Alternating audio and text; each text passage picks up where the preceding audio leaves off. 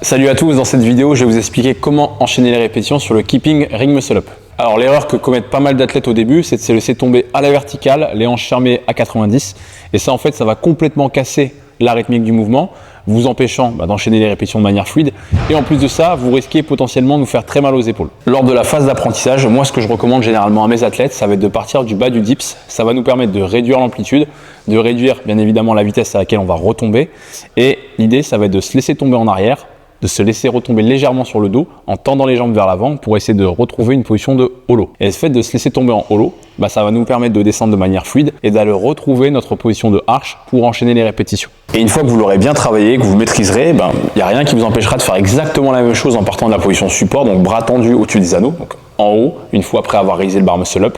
Vous allez faire exactement la même chose, vous vous laissez tomber légèrement en arrière sur le dos, vous tendez les jambes vers l'avant, vous gardez bien évidemment les abdominaux engagés, vous vous laissez retomber en hollow et pareil, vous venez faire un kickback, vous venez fouetter vers l'arrière pour retrouver la position d'arche et enchaîner sur une deuxième répétition. Dernier petit truc, je vous montre un éducatif qui va vous permettre d'apprendre à vous replacer en hollow